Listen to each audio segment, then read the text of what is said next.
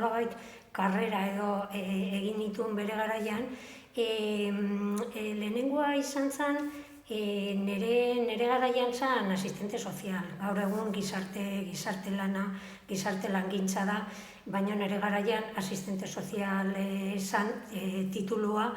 Eta, bueno, hasi nintzen hori pixkat ikasten, garai hartan nik selektibidadia nekan aprobatzeko, eta orduan ez neon oso seguru gaindituko tenun edo ez, eta jo nun selektibidadia eskatzen ez zuen karrera batea, hain zuzen asistente sozial ikasketa horietara. Ze nire asmoa, nire gogua zen kasetaritza ikastea, baina bai kasetaritzarako momentu hortan lizentziatura bazan, eta orduan, iraila iritsi zen, nahiko nota justuarekin, baina selektibidadia zehatu nun. Aprobatu nun, baina ordurako egindanekan aukeraketa eta matrikula eta hasi nintzen gizarte lana asistente sozial karrera hori egiten, Iruñan. Garai hartan, ari gera hitz egiten 80ko hamarkadan, oso lotuta zegoen karrera hori nolabait asistentzialismoarekin eta elizarekin, ez? De hecho, guk Artzapezpikuan ondoko eraikin batean ikasi genuen karrera, gerora Unibertsitate Publikora pasasan handikan urte batzueta, eta, bueno, ibilbidea pixkat hori izan zen. Aukera sortu zitzaiten oposaketa batzuen bidez Eusko Jaurlaritzan lanian hasteko, eta orduan Iruñatik Zarautza jo nintzen bizitzera. Eta, bueno, hor sortu zitzaiten aukera,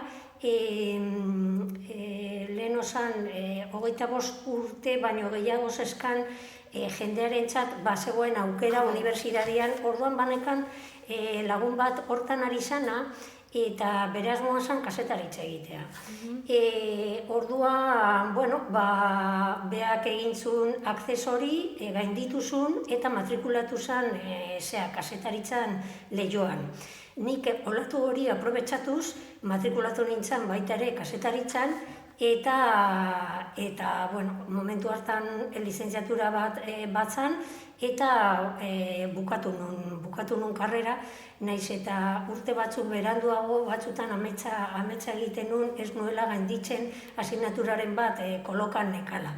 Ordurako, nik kasetaritza bukatu orduko seme banekan, de hecho, 4. mailan aurdun nengoela jo nintzen ekaineko azterketara, egia esan baldin badet, gaina oso emaitzat txarrekin, eta gero pasanun udara ikasten, gero iraila gainditu izateko, eta hortikan uste dut nire amets gaiztoa errepikatu egiten zala, baina, bueno, gogoratzen naiz gizon batek esan ziala,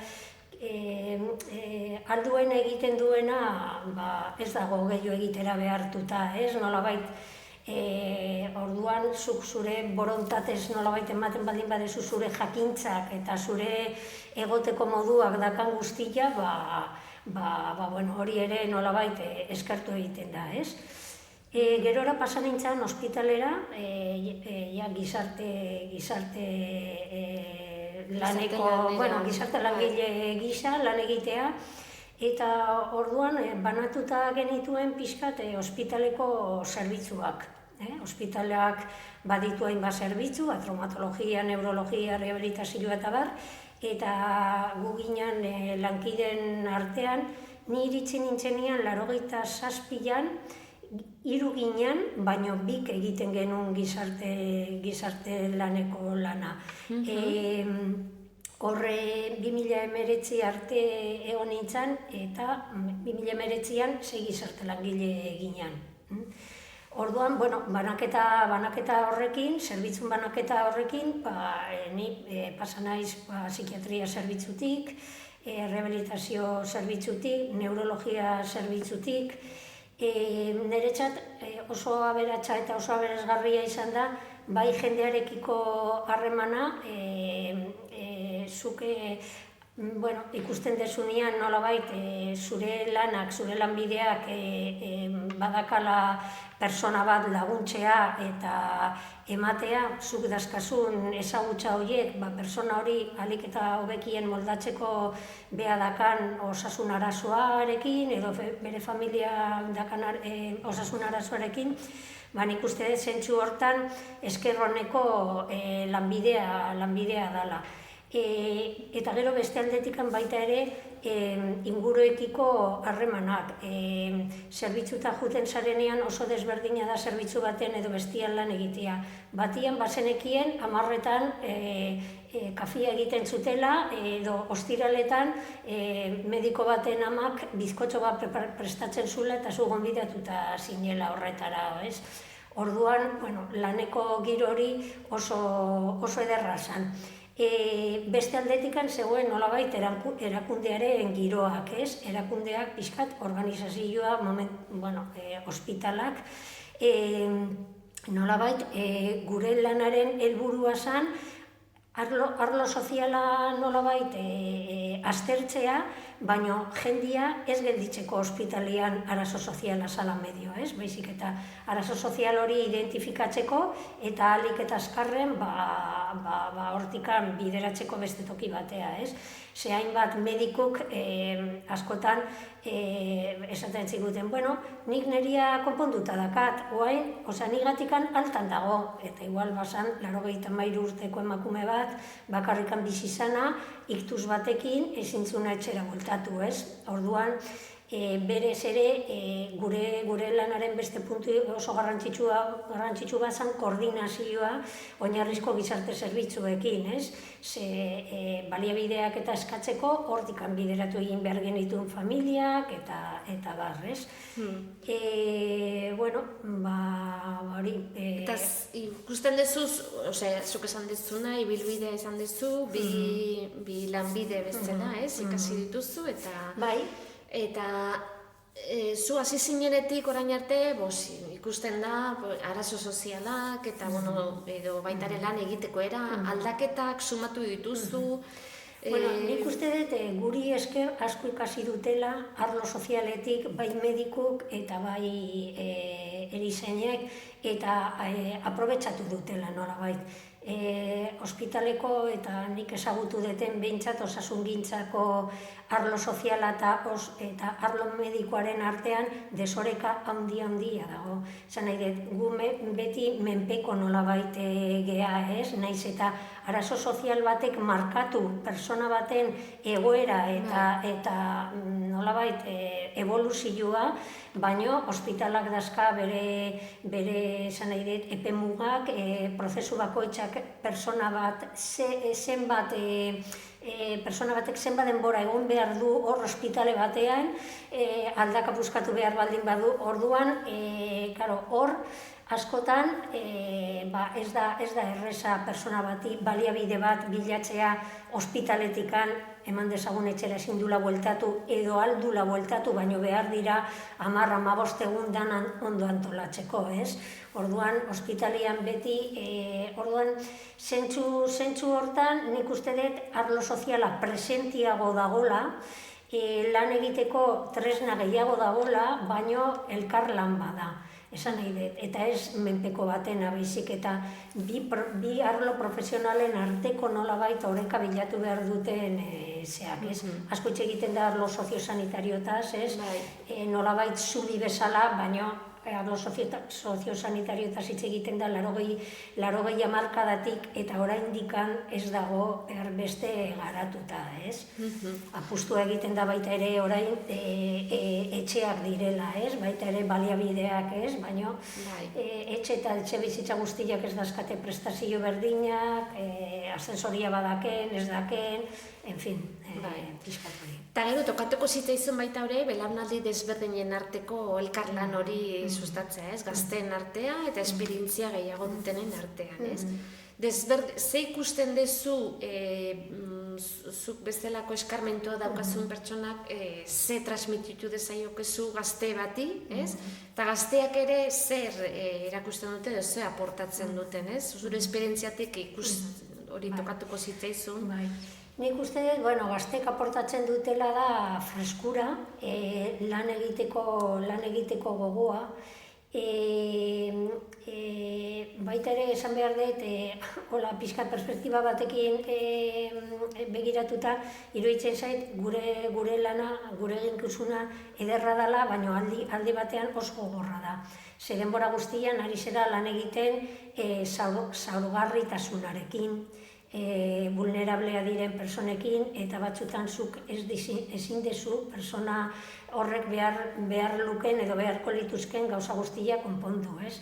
Orduan, nik ze aholkatuko nioke lanian hasi behar duen persona bati, hasteko oso ondo begiratu lehendabizi bere buruari, jakiteko hor sortuko zaizkien emozioak eta momentu zailak eta horrela nola bideratu ze lankidekin daka kontatzea, gaur egun baita ere existitzen da supervisioa gain begiraketa, esan nahi dut gauza guzti horiek ateratzeko, beste aldetikan ikuste dut badala baita ere gure lanbidea oso feminizatuta dagoen lanbide bat, eta orduan gurian ere, gure buruekin lan egin behar dugu errua eta hainbat kontuekin, funtsezkoa iruditzen zaiteen gauza bada, nahiz eta denbora asko ez izan,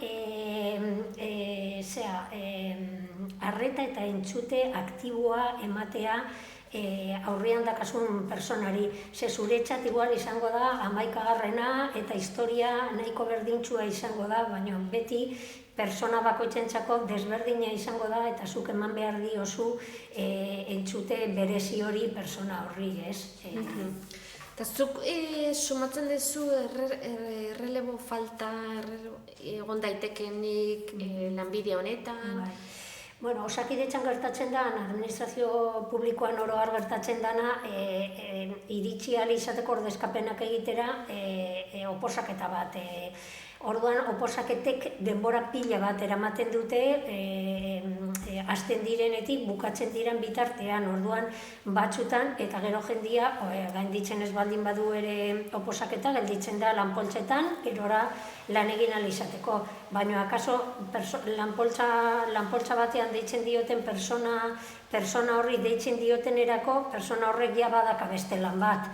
Beste aldetikan ere, Osakidetzak ez da baldintza ekonomikoak adibidez hoberenak eskatzen dituen zeak, eta beste aldetikan esaten dizutena denbora guztian egotea vulnerabilitatea dakaten persona horiekin, baita ere persona bezala sendotasun bat izan behar dezu, eta orduan batzutan errazagoa da beste lanpostu teknikoago batean egotea, edo niretzat ideala izango litzateke aukera itxatea tartekatzeko.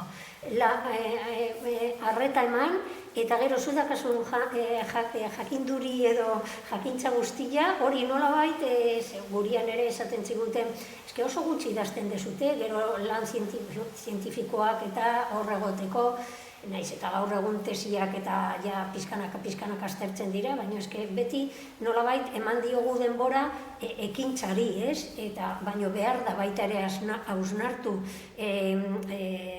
lanbidearen inguruan, eta idatzi, eta egon, eta publikatu, eta gauz horiek, Eta gero, gazte bati animatzeko edo motibatzeko edo honetan sartu nahi balu, ofizio honetan, eta ze iruditzen zeiz oso bokazionala izan behar du, Orduan, ze aspektuak edo kontuan izan barko lituzke, aukerak eta egiterakoan.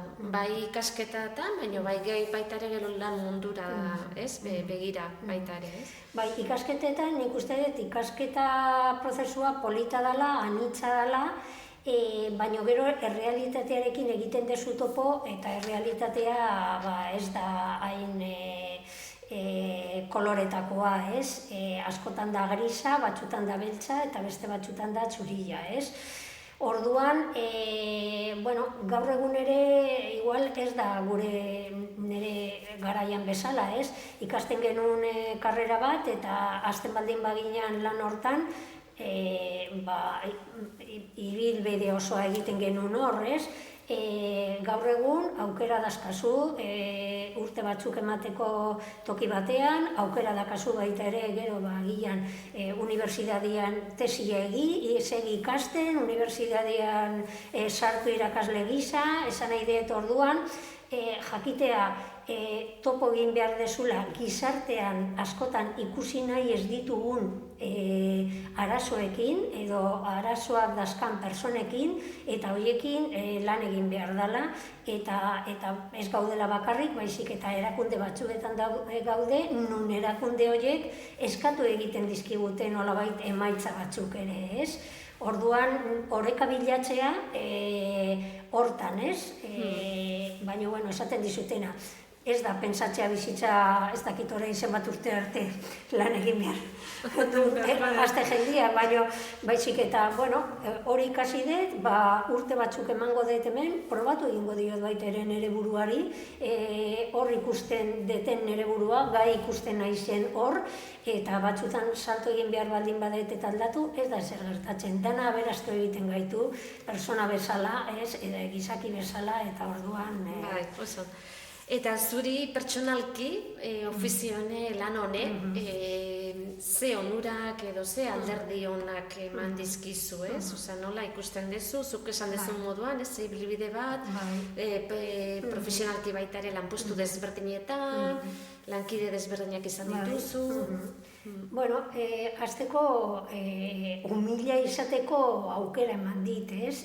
Esan nahi dut, askotan bata txuri batekin zaudenean boterea dakazu, ez? Baina zu egon zaitezke dozin momentutan egoera hortan, ez? Aurrean dakasun persona horren egoeran, ez? Orduan muga oso lausoa da, bai osasun fisikoan eta baita osasun mentalean ere lan egin dut eta orduan hori hasteko humila izan, humiltasuna jakinda hori personaren ibilbideak izan daitezke oso desberdinak, linealak edo ez, batzutan 8.000ko batean zaude eta bestean kanpo base batean. Alde batetikan, hori, gero niri personalki eman diten, olako erakunde batean lan egiteak ematen dizu lan baldintza oso duinak, naiz eta soldata ez izan adibidez aldundikoa bezala edo udaletxetekoa bezala, baina zuk dazkazu konbenio badazkazu eskubide batzuk, bete beharrak ere, baina eskubide horiek ez dazka ere edozein persona. Akordatzen naiz nekala ezagun bat autopistan lan egiten zuna eta komunera juteko baimena behar zuen beste lankide batekin kontatu. Esan nahi da, gauza nimino bat, esan nahi da, baina lan baldintzak, erakunde batean zaude, organizazio batean, eta lan baldintza duinak dazkazu. Gaur egun konparatuta dagoen prekarizazioarekin eta horrela, aukera bada. De hecho, posaketan zenba jende aurkezten dan lanpostu publikoetara, ez? Horre eskaintzen diran seguridaden aldetik eta lanpostuan baldintza, igual ez dituzu beste inun topatzen. Eta gero, jendearekin harremana, bai hartatzen genituen pazientekin eta baita ere barruko harremanak, ze azken finean erakunde batek barruan dauden pertsonok egiten ditugu, ez? Eta niretzat hori garrantzitsua da, edo garrantzitsuetaniko bat. Hori da. Eta zure profesioan, zure ofizion, teknologiak edo aldaketak ekarri ditu ez, edo... Bai, bueno, niretzat aldaketa garrantzitsuena izan da historia kliniko elektronikoa. Esan nahi dut hor bere garaian, historiak eta paperian idazten ziren, eta bueno, ni ez dakit ze urtetikan aurrera, esango nuke igual, ez dakit 2010 o 2000 ja hasi zen historia elektronikoa, eta orduan hor pazienteen evoluzioa eta garapena hor pixkat islatzen da, eta guri ere interkonsultak egiten zizkiguten, interkonsulta zan paper bat non eskatzen zuten gure parte hartzea, guk hori idatziz egiten genuen eta ordenadorean betetzen genuen pazientearen historia klinikoan. Orduan gure arloan, desberdina da mediko baten, ez dakit, neurozirurgian ze makina berria dazkaten edo horrela. Baina gure lanean, teknologiarekin lotutako aldaketa nabarmenena, niretzat historia klinikoaren garapena eta gure parte aukera izatea guk ere hortan parte hartzeko. Zen ikuste dut ere horrek ere ematen diola duintasun bat edo